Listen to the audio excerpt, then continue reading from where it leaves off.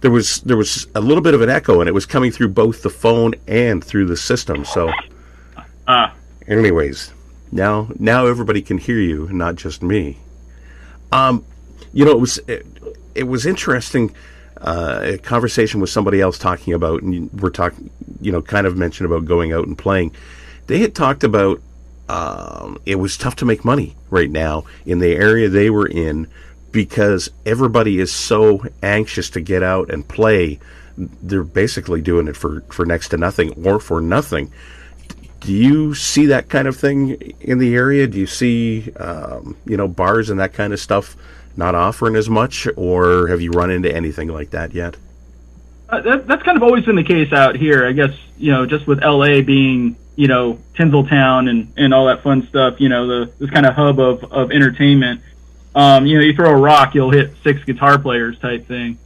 But, it's kind of more in, you can find places that kind of will give you a couple bucks, and also you try to, subsidize by selling, CDs or merchandise, try to find ways to market yourself so you can make it worth your time. There was a lot of, I think, out in the West Coast, there was a lot of pay-to-play back in the day, too, wasn't there? Oh, yeah, that's definitely, in fact, Dave was telling me, there was a local, cover band he saw recently at a bar that even in places when they wouldn't pay you, they'd at least comp you with, free drinks or something. And he had told me, he was shocked when he was telling me about it. Dave, our guitar player, I should say, for clarity. When the singer or whatever of the band came up, on their set break or whatever, he was surprised to see when he got a beer, he took out his wallet and paid for it.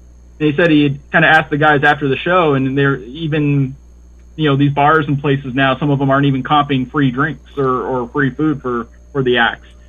And he was absolutely mortified as he was telling me this. And that's something I hadn't heard of before, just recently. So they may have even gotten more stingy at some of these places. And I'm not going to defend any of the restaurants or any of that kind of thing, but I guess it's been tough for everybody. So I guess you pinch pennies where you have to pinch pennies. We were talking as well before going to air. New album out as of last September, and you kind of took advantage of COVID to get it done, studio time and everything. Yeah, in a weird way, it helped out. Some of the studio time was backed up a bit, so it took us. I think we originally wanted to get in kind of more mid-2020, and then, of course, with all the California got hit with a lot of very harsh, very draconian lockdowns, and one of the hardest or most controlled states in here in the U.S. as far as government imposing a lot of mandates. So we weren't ultimately able to get in until December of 2020, and it went into kind of mid-2021. And it did work out in our favor as far as just everyone's schedule was opened up a little bit. Some of us were working from home. And it gave us also a little bit more free time to be creative and that we probably wouldn't have had before. And I definitely try. We take advantage of working from home or recording, with a lot of the software and stuff. But I definitely try to get real drums and real arrangements to kind of make sure that we don't sound too much like laptop rock, which is really, a real easy route to go. Yeah. So, even with a lot of the studio time we booked, even though we had to wait for it, it was definitely, I felt worth it to get more organic sounds, getting real people to play real instruments instead of just plugging right into the laptop, so to speak. And even with all those restrictions, you were able to get everybody into the studio, or did you have to kind of do it a piece here and a piece there? Yeah, it's a piece here and a piece there. Our bass player, Scott, is married, and his wife is very, was very afraid of the bug. Okay. So, we had to kind of work a little more. He actually recorded at my place. He actually didn't make it to the studio because of that. It was a happy wife, happy life, kind of thinking, and I'm all for that. So, but besides that, Dave, Tim, our drummer Tim, and I were able to get to the studio at our own, as we were available. How long were you working on this album prior to, not counting the delays because of COVID, was this something that's been in the works for a year or more, or is it something you put together fairly quickly? Our previous album, Drop Dead Gorgeous, had come out in 2019, and I was able to, we went out and played, and I was able to do some promo. Obviously, you and I you were kind enough to book me on your show here. I was even actually up in your neck of the woods. I went up to Canada in around July of 2019, and I had an interview at a Song Talk Radio at Ryerson University. So I have family in the Ann Arbor, kind of Detroit area of Michigan. So while I was on that side of the continent, I went up through Windsor, through London, and up to Toronto, and did an interview there. And all the while, I'm constantly writing, working on ideas and such. And Dave and I collaborate a lot. We get together a lot. So after I came back from that trip and such, we really started then. So I'd say roughly, kind of mid 2019, starting around there. And we were pretty much ready as far as the material we had and the familiarity with it by early 2020. Dave and I were pretty excited and chomping at the bit. And that, of course, was when, the bug hit in around this time of year, I guess late February, early March of 2020. And that's when all the plans kind of came to a temporary stop. Now, with a lot of artists, when COVID came in, a lot of the ones that I've talked to anyways, some of the themes, if that's the right name, some of the direction for their songwriting and thoughts and that kind of changed because, some had, ideas about writing about the politics of it, everything was going on that way, or writing a happy song to try and cheer people up. Did it affect your music? You said you were pretty much ready to go, but did you find yourself wanting to change things because of COVID? Yeah, I thought it definitely did cross my mind. I really strive to remain apolitical as much as possible. Certain artists that have come out being for, whether they're left-leaning or right-leaning, can really alienate their artists. As much as John Lennon is loved, I know a lot of people criticize his song Imagine as being a communist manifesto. And when Kanye West came out in support of Donald Trump, he lost a good chunk of respect from his fan base. And while these are obviously extreme examples, very popular artists, I think they're good examples to follow, for a smaller, less popular act such as Satin. And the music that we do, where I really don't want to inadvertently or intentionally, quite frankly, alienate anybody. So it's tempting as maybe getting a little political, and as easy as it might be, it's certainly a lot of very big political songs from like the 60s and such. I definitely strive to keep, the music that we do very more personal and more kind of on our own observations and feelings and life experiences than on political matters or world matters. Maybe that might change as I get older or something, or certain inspirations might hit, but at least for the time being, I definitely strive to remain as apolitical as possible. Do you think there's a place in music for that political kind of outlet? Well, what's funny is, it's like one of the things I really appreciated over the last couple of years, and it's not something I've been entirely ignorant to, but I was surprised at how very left-leaning a lot of popular music is, especially a lot of the stuff from the 60s. And it really just kind of blew me away. There's very few right-leaning songs, like Taxman by the Beatles might be like one of the most obvious ones, But then again, who doesn't hate paying the taxman, So that might not be the best example. But it actually really surprised me. I mean, you probably don't really need to look too hard. There certainly are a lot of, here in the U.S., you definitely have your fair share of proud to be an American kind of songs. But those are kind of cringe-worthy anyways. Only the most absolute diehard patriot tends to, like songs like that, and everyone else tends to cringe. But so I definitely, that was something I really appreciate. And, songs that were big when, in the 60s, of course, during the Vietnam War and all kinds of civil rights stuff going on, and what have you. So there definitely is a time and a place. And I would imagine a lot of it because it appeals to younger people more. And so it's definitely kind of anti-institution, kind of thinking and such that goes along with it. I don't know if we're there yet, but we'll see as the world has definitely gotten very politicized with COVID and with Russia invading the Ukraine and everything else. A lot of politicians. With the freedom, what was it called? The Freedom Trucker Rally up in your neck of the woods. Yeah, the Freedom Convoy. Yeah. Yeah, Freedom Convoy. Yeah, thank you. That definitely got a lot of news. And a lot of support from what I understand, and I know it had its detractors as well. But so there's definitely a lot of things here to draw inspiration from for some people. I don't know if I'll go down that route, but it's definitely something that I'm sure there's plenty of ample ground to draw inspiration from.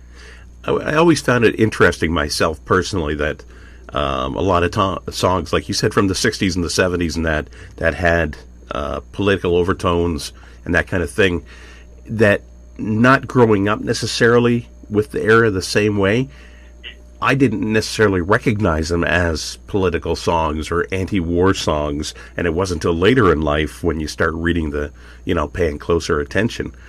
And I can't help but wonder if it wasn't the same back then, or did people recognize it, the same as now? Is it obviously a political song or whatnot? I mean, we're totally off track here, but it's just a thought of mine that I've always had. No. In fact, it's funny you mentioned that, because I've appreciated that more and more. One thing I'd always heard, I think I mentioned, John Lennon's Imagine before. As a kid or whatever, I'd always heard how that was a very, socialist or communist, type song. And as I've learned more about capitalism and socialism, it's strikingly obvious to me now as an adult, where it wasn't so obvious to me before, because at least on the surface, it sounds good. Imagine a world with no war, all these things that just sound really great and kumbaya and what have you. But again, some of those overtones or undertones, however you want to say it, are more obvious as you get older and you're a bit more familiar with the world, I suppose. It would be pretty rough, I think, in that case, to have a song like Imagine, even though you're right about it being labeled communist or whatever, but he sold 500 million copies or something. Yeah, through the capitalist system. Yeah. That would have never happened in a communist economy, I guess would be the word. Yeah. With the album just coming out in September, are you looking down the road towards another album? Is it an ongoing process for you and the band, or how does that work? Yeah. I Dave and I were actually talking about this since we've been locked down, and I'd actually had a little bit of extra studio time booked. We actually, let me rephrase, we were a little more efficient with our studio time. So I had gone in with Tim and done some basic tracks for a few other songs that we had lying around, and come up with some basic arrangements, and I had shared some with Dave recently, and actually I'd worked out some parts with Scott at his place. I guess it was January, I want to say last month, but we're into March now. And so right now we're looking into, since the mask mandate in California has been lifted about a week or so ago, week and a half ago, just after Valentine's Day. So I guess we're about 2 weeks ago now. And everywhere in the state except for LA County, except for right where I live, thank you very much. So places have been open, but it seems that people are coming out a little bit more. There's still seems to be some kind of hesitancy, or at least you're not seeing as many people out now as you were two plus years ago. But I had actually gone down to Orange County. There's a place called Chapter 1 in Orange County that I really liked, that I had heard about and actually seemed really cool. And I talked to the staff there about booking something. And then I'm hoping either this weekend or next, maybe even going up to a place like Santa Barbara, which is just up the coast. I'm lucky enough to live in a place where I could drive 2 hours anywhere, north or south, and it's basically paradise. So, whether I'm going down to San Diego or Orange County, or if I'm going to Ventura or Santa Barbara, it's beautiful all around. So driving around, and it isn't, it's scenic everywhere we go. So, and I haven't been up to Santa Barbara in a while, so I want to go up and play there. I want to find some places. With a lot of the lockdowns, kind of something like 1 in every 3 businesses had shut down. Wow. And will probably never reopen. So some of the places we've played at before, like there was a place called the Golden China we'd played at that shut down, a place called the Hong Kong Inn, that same thing. Actually, they changed it. They're now like a Mexican restaurant. And, so we wanted to kind of check around, see what the current landscape is, see what places are still open or are still having live, music. So that's something that Dave and I in particular have been really chomping at the bit to do. When you look at the music off your new album, Origami Heart, right, is the new album? Yes. And you compare it to Drop Dead Gorgeous. It's only been a couple years. How do you see the progression in your music and it changing, advancing, even as far as production with the albums and that kind of stuff? Do you see a natural progression or a change or an improvement in the music? The real thing that stood out to me was actually how much easier Origami Heart was to record for me and for everyone, but especially for me. I'm just speaking for myself. I really labored over almost every aspect of Drop Dead Gorgeous. Granted, I had a lot of, we all had a lot of setbacks, technical and kind of personal, with the recording of that album. But all that was essentially non-existent for Origami Heart. In fact, there were a lot of times where I would track a guitar just to get an idea down, just to capture it so I didn't lose it. And I listened back to it later and I go, well, this is good. The likelihood that I could do this better is, very small, so I'll just keep it. And there were a number of guitar parts like that I had done. And Dave and my relationship, our kind of creative relationship, I guess you'd call it, was actually a lot smoother, I felt. Not, we're friends, we've always gotten along, we have a lot of common interests and we have the same, or similar goals, I guess you could say. But as far as our kind of being on the same wavelength, I guess, and, we were definitely much more, in tune, it seemed, where when he would come in, kind of do a lot of his solos or kind of lead licks, it kind of seemed the same way, where, we'd kind of jam on it a little on it or play it over, and then he was able to just kind of, come up with something really good without seemingly having to put a lot of effort. Whereas, a few years ago when we were doing Drop Dead Gorgeous, it just seemed like we were second guessing ourselves a lot. We were wanting to do multiple takes. We were wanting to maybe rearrange something. So that definitely was something that stood out to me especially. Any irony in the fact that, and maybe it's the reason why it was easier, but with doing things during COVID, when time is tighter and not as easy, the process was easier, you said, just kind of ironic in some ways, but maybe that also helped because you didn't have as much flexibility. Yeah, and definitely I think, too, it's like, maybe, I guess you could argue fewer distractions. We couldn't go out, we weren't worrying about learning a set list or anything, so we just had, this to focus on. Yeah, there's always something you can always analyze after the fact, right? It just... yeah. Did you use the same producer, same studios and that? So was there familiarity there? A place, kind of just north of us in Ventura called, a little town called Oakview, called Mountain Dog Music Works. Oh, yeah. And it's a fairly small, studio, but it's, kind of big enough for a drum set. It's got a control room and such, and it's got enough to kind of fit, about 3 people as a crowd in there, but, we make it work. Did you, you were saying kind of tight and fit 3 people. Did you watch the Beatles, the Get Back, like everybody else? Oh, yeah. What Peter Jackson did with that was absolutely remarkable. I mean, I haven't watched all, what was it, like 9 hours or something like that, but yeah. I've caught a good chunk of it. I was just thinking when you said that about, looking at the studios they recorded in and, the old reel-to-reels and compared to the technology now, it's just such a vast change.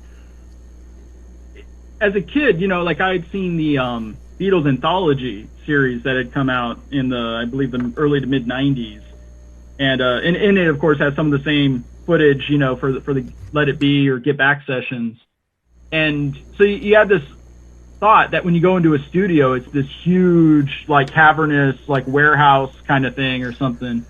Yeah. And any studio I've personally been in has always been rather tiny, and by comparison, and I have yet to personally ever be in a studio anywhere near as big as I think it was at Twickenham or even at Abbey Road Studios. Yep. So, but yeah, you're right. With modern technology, I mean, obviously they're using reel tapes, like you said, and they have these huge mixing boards and such. With modern technology, obviously it kind of downsizes a lot of it, and space is expensive, especially in Southern California. You know, real estate here is not cheap. So anything that any company, especially a small independent company, can do to downsize or limit its square footage, that saves on costs.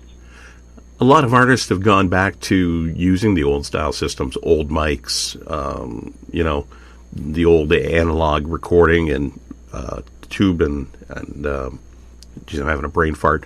Does any of the old technology interest you? Do you like that sound? Have you thought about it with your music as well? I'm definitely very of two minds of it. I like the idea of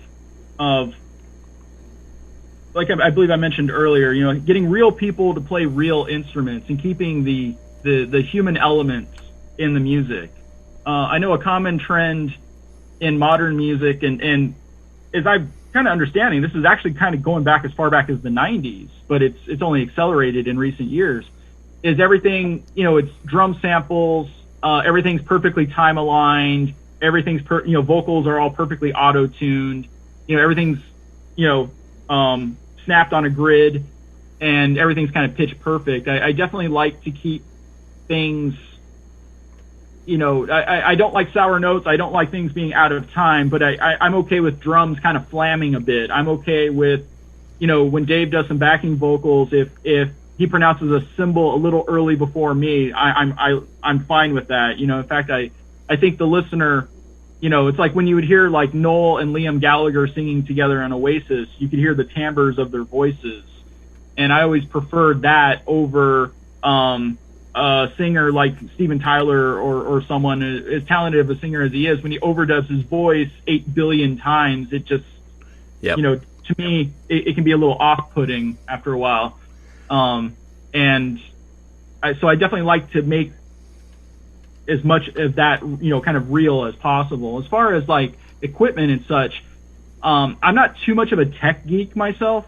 Dave's definitely more of a guitar guy than I am. I'm fortunate enough to have some nice equipment that I've been able to save up for and purchase throughout the years, but I've never been a gear guy. I've always kind of been focused on songwriting and getting better at singing and playing guitar than on the actual nuances of the gear and what year it was made, and I learned real early on to not get into any what's it called, audiophile wars, tape versus digital.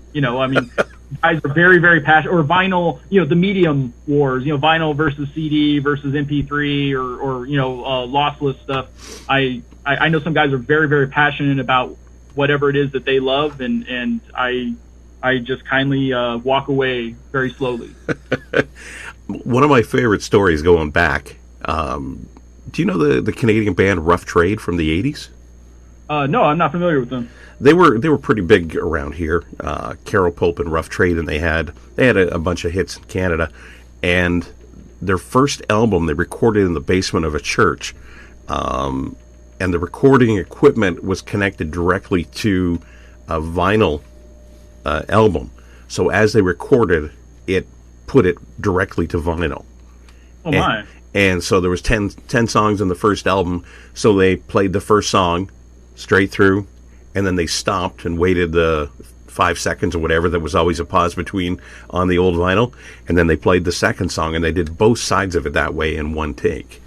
And you guys got to be very tight, and you got to have a good, kind of musical relationship to be that confident to be able to pull that off. And you think about that now, and if somebody listened to it compared to some of the stuff that's coming out, and this is not to be critical of anybody, right? But if you listen to some of the stuff that is coming out and digital and whatever, you would not know the difference. You wouldn't be able to tell that one was done that way and the other was done, putting together pieces of digital. And it's a fascinating subject to me. Like you said, don't get into debates with people, though. Well, that's one thing. You bring up an excellent point, and I've wondered that myself. Where if you put it to a blind test, can even the most diehard audiophile or music lover, if he was to listen to it, would he be able to, I don't know, somehow be able to pick up on, I don't know what variables you'd necessarily go for, but pick up on something that was recorded to tape versus something that was done in Pro Tools, or like what your example you gave us, a live band, a band playing live in the studio, so to speak, versus one that was tracked, all the instruments were tracked independently. One of the other facets of this, and I've thought about it with TV and movies as well, and it's the same kind of thing. It's society, and when you record your album and you're in the studio and you're listening back, I mean, you're listening to through high-end gear and everything else, and it sounds incredible. But a lot of people now are listening through iPhones or tablets or music players, and it's a debate I did get into with an artist once about it. He was talking about the sound quality. It's like we used to have a fascination with big screen TVs. Now everybody watches movies on their phone, which is 6 inches wide. Yeah, right. There's got to be some kind of loss between what you're hearing in the studio and what a person's hearing on their phone, but it doesn't seem to faze people the same way as it used to. Yeah, it seems the market, whatever the market is, quote unquote, will dictate, kind of where everything goes. And I think when it comes down to it, people tend to prefer convenience over quality. I'm talking the average person, kind of the middle of the bell-shaped curve, if you will. And, most musicians and DJs and people like you and me and such, we're probably more, on the fringes. We're probably more passionate about, music and things like that. So we want better quality of it, and whatever that necessarily is up for debate, right? But whether you want the physical medium or you want, super high quality, lossless, digital files or something, right? But as far as the average person, type thing, the teenager who's at school who liked the song, she heard on TV or on a commercial or something, right? You just want to pull it up and boom, just want to listen to it now. And that convenience that we get with our phones and with modern technology, if people are willing to sacrifice, hey, I can look this up on YouTube, I can Google this and boom, here it is. Versus whatever, 20 years ago, maybe even as recent as 15 or so years ago, where, before, if you caught maybe something, a bit of a movie on TV, you had to go to the store to get the DVD or something, or you had to go to Blockbuster to rent it or whatever, or you had to go to the store to buy the CD. And that, in and of itself, that whole market it's more of a fringe market now than the market. And that's just seems to be the way people go. It seems like they will sacrifice quality for convenience. Back in my day as kids, we'd put a cassette recorder in front of the stereo speaker and record it, and hopefully the idiot DJ like me wouldn't talk over the song, Well, wasn't that the whole point? Weren't DJs actually trained to do that to discourage people, do a talk up or whatever during the instrumental intro or something? Oh yeah, I used to get a kick out of that. Because somewhere somebody, because I go way back. Somebody somewhere was recording something and you let the music start and you go, okay, they hit record, and then you jump in and say, boy, it's a warm one out there today, and you can just hear mentally people going, you SOB. So I'm not a very nice person, obviously. Where do you see the band going? I mean, you're obviously doing quite well in many aspects, recording-wise, the sound-wise, everything else over the last few years. You sound very positive in talking about the band. That comes through. Where do you see Satin 5 years from now? The immediate future, I definitely want to get some live shows going, and hopefully, maybe within the next month or so, if we can get something booked. And then as far as the long term, my goal, Dave and I, both been talking about this a lot recently. We tend to get together about once a week. And, the last month or two, it's been more football talk, with the Super Bowl and the playoffs and all that. But, it's kind of, since the Super Bowl ended and all that, we've kind of started talking more about music. And both of us are kind of on the same idea that, at this phase in our lives, I personally feel very fortunate to have this opportunity, especially with, COVID and, the mandates and stuff. It definitely really, I think, shines a light on how fortunate of a time we live in, and how free we've been. And it's a really, if you look at the world in a historical context, it's actually very rare, especially with the luxury of modern technology. Mm-hmm. So I really want to do as much music as I can, put as much music out there while I have this opportunity. And, we've been fortunate enough to gain, a modest amount of momentum, nothing super huge, but we're able to go out and play. We're able to collaborate and, record and be inspired. It's not a chore to do, and so with that, as long as we have this kind of enthusiasm, we just want to put out as much music, knowing that, the way the world is right now may not be the way it is 5 years from now. Clearly COVID has shown, nobody really saw that coming, when it hit. Mm-hmm. And that seems to be the attitude, that Dave and I definitely have. And Scott's told me himself, he likes doing it. He's happy to participate. And, and it makes me, Scott and I go way back. Scott, I've known Scott for about, 15 years or so. We were in a band before this one. And I'm really glad to have him along. He's a good guy. I like him as a friend. And, and so I don't want to take advantage or take for granted. Actually, I want to take advantage in a good way, but I don't want to take for granted that I have guys like Dave, Tim, and Scott around that we're able to do this and want to do as much of it as we can while we have the opportunity to, because you just never know what the future will bring.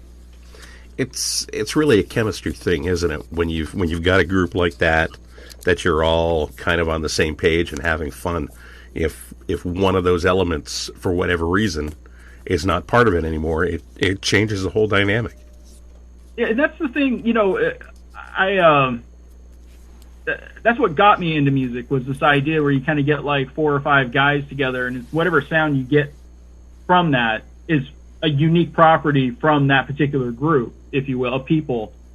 And of course, time has shown that virtually no band retains all of its members. I think maybe U2 might be the one exception to the rule, and virtually every other band has had some kind of merry-go-round of bandmates or whatever. But and that's the other thing too. It just seems like bands in general have such a limited lifespan, whether it's because they just naturally break up, or they don't wind up gaining any traction, or a key member leaves or something like that.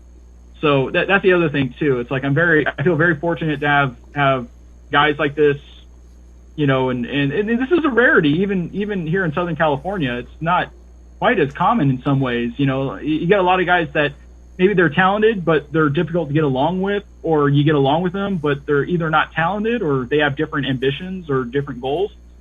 And so to have kind of found a few guys that have enough interests that overlap with mine, I feel very, very fortunate because I've definitely had my fair share of working with guys who were very, very difficult to work with. Is it? Do you think it's difficult, or do you find it difficult, the fact that you were talking about how good of friends Scott and you, and obviously Dave and you are good friends? Is that a concern when you get you're into something like this, that if for some reason there was an issue, that the fallout and you can lose friends? Does it even cross your mind? It definitely, there's been awkward moments that come up, just like in any relationship, but never anything, I'm not very, I guess neurotic would be the word, I'm not quick to anger or anything like that, so even at times when maybe it's gotten awkward between myself and someone else in the band, it's never escalated to anything too dangerous, and Scott by far is the easiest to get along with. He's, just how his personality is. He's low key, he's real friendly, and just a really nice guy. And whenever, disagreements come up, say between myself and Dave, or even myself and Tim, it's never been, anything. I think at this point we're all old enough to know that, it's not. If we do disagree on something, it's not the end of the world. It's not something that needs to needs to escalate or explode beyond control. So you're still having fun. So that's probably one of the big key elements in it.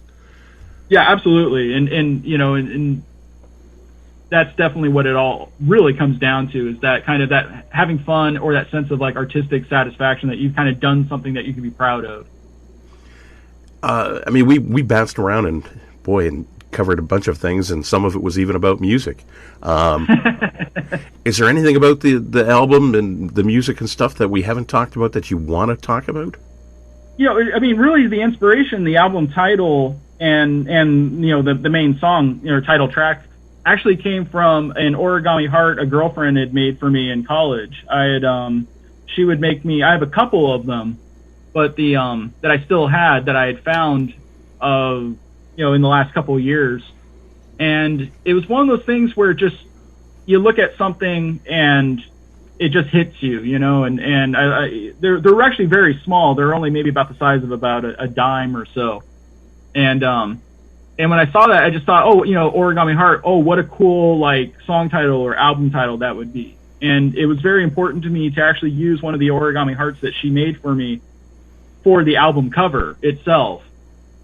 And I'm not very good at the visual arts. I can't draw to save my life, but I had an actual vision in my head, what I wanted the album cover to look like. And so I was able to work around that and find the right tools I needed in editing software and stuff like that to make it look the way I wanted to. And that's very important to me. I think incorporating those personal elements, from my life into it, and not maybe just using a stock image that you can find on Commons or something like that, but actually incorporating elements from my life. And I work with that with my lyrics and all my songs that I write.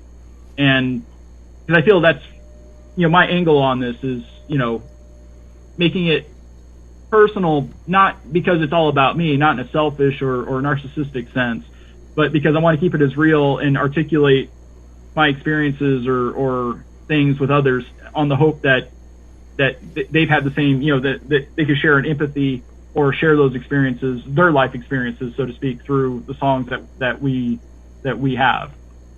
When you chose this song, or just wrote this song and then chose it as the album title, did it have a factor on the other music that was selected around it?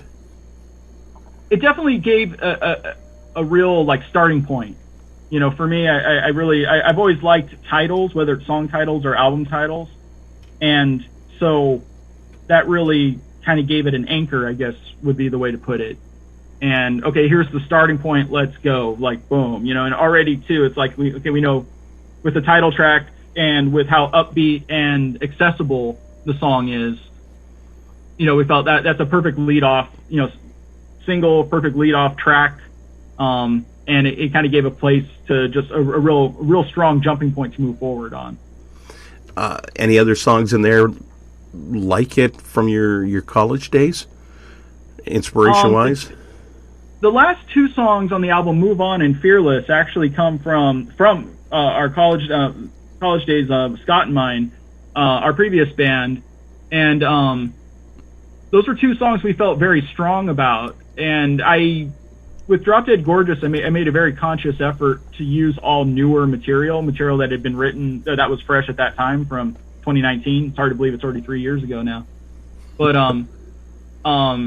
with this, it felt right to include those two songs. And even though Fearless is actually a bit darker and Move On is a ballad, it was one of those things where these songs have been around for a while. We've always felt very strong about them. Let's go ahead and kind of satinize them, I guess you'd say, kind of make them our Satin songs. And it was really fun to record those and compare those to the original versions we had previously recorded to how we're approaching the songs now, and to see those songs grow and kind of sound more real, more developed was really an interesting kind of A/B comparison. When you're looking at the songs for the album, you mentioned one was a ballad. Do you worry about that kind of thing? We got to make sure we've got a ballad and we got to have an up tempo and that. Does that kind of stuff go into the album as well, or? It's interesting because I've heard all kinds of weird theories. You can, like there's rules or something, right? You can only have one ballad per album, or you can't lead an album off with a ballad or something. But I think as long as things, if you're a fan, if you're listening to an album, or if you're just listening to individual songs, kind of cherry picking or adding to playlists, which is kind of the I know kind of been the current trend, in this like kind of Spotify world that we live in, so it's like really, I still build the track listing kind of based on what I feel would flow well. But I also know and understand that people are, if they like a song, they might only like one out of, 10, or they might like two out of them, and it might be track 1 and track 7. And so it's like, to me, it doesn't really matter necessarily if you have too many songs, or, if you have, let me say this correctly, if you have 2 ballads versus 1, or if you have no ballads, or if you have, more songs in like 6/8 time, versus 4/4 time, standard time or common time or whatever. It's kind of more with the flow. Does this feel right if you're listening to it as an album? Because that way, if someone does hear one of the songs and is piqued, interest is piqued to want to hear more, then maybe, it'll give the entire album a chance. Yeah, so it doesn't matter the speed or the tempo. It's just the content of the songs itself. Yeah. I guess you could kind of get a little more deeper as far as like, certain styles, like sludge rock or something like that. It always has that slow groove, so you might want to have everything like that. But that's definitely not the direction we go in. Not yet, at least. I'm not familiar with sludge rock, so I'm going to have to look this one up. I'm making it. All right. Really, sludge rock? Yeah, think of like, even some Alice in Chains stuff, is probably a good example. Okay. Of some of their, I know they're more grunge, but they definitely kind of would go in that direction on some songs. I know there's a ton of terms out there that I've never heard, but that one was a new one for me. So, okay. I love learning things, So now I've learned a new term, and I'll figure out or find out what it is, and that'll keep me. It's kind of like a dog with a toy, That'll keep me going for a couple hours. I mean, it sounds great. I want to listen to the whole album myself when I get an opportunity. Do you have another release coming out soon? Or Origami's been out for a couple weeks now, I guess. I'm trying to remember when we got it. Yeah, I gotta think. Yeah, we reached out. I guess you've been busy. I think it was the end of January, if I recall correctly. We have a few new songs recorded that are, we'd exhausted the studio time we had available, and then right now we're kind of looking to play live or see what the landscape is. I would like to, in a perfect world, I would be frustrated as a kid, when I'd get into a band or something, and they put out one album every like 3 years, and it just seemed like an eternity. You get really excited about one album, and then, like, I really like this group. This is like my favorite group of this summer. And then by the time, another album would follow, it's like your personal life has changed so much that you're not even into that kind of music anymore. But as I'm doing it myself, I'm realizing how much time and effort it takes, and putting something out on a more regular, more frequent basis is actually very difficult, And ideally, in a perfect world, I'd love to put out new music every year, type thing, or every 12 to 18 months. But it was about, little over 2 years between Drop Dead Gorgeous and Origami Heart.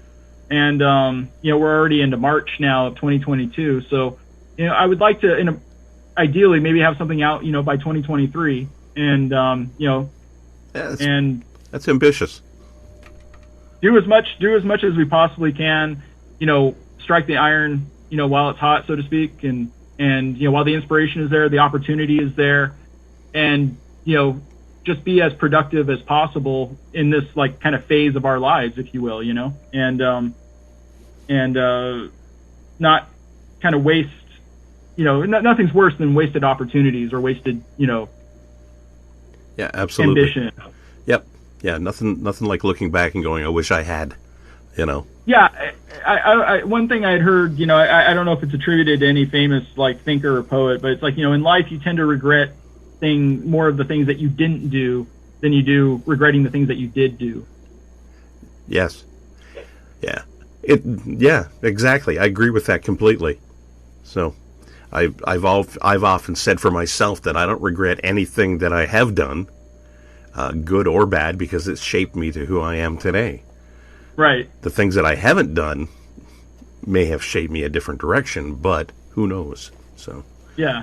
Interesting. Well, I appreciate your time today, talking to us. I pulled a couple tunes. I thought we would play one from Drop Dead Gorgeous and, of course, Origami Heart as well, if that works for you. I appreciate the support. We don't have to. I can put on, like, some Don Henley or something. No, don't let me get in the way. I know Don Henley's career is really, I know he's really struggling these days, but, Yeah, I'm sure he's struggling. Well, thanks again. I appreciate it. We'll get you hanging on the line. First off, Origami Heart, the title track. It is Satin on KB Radio.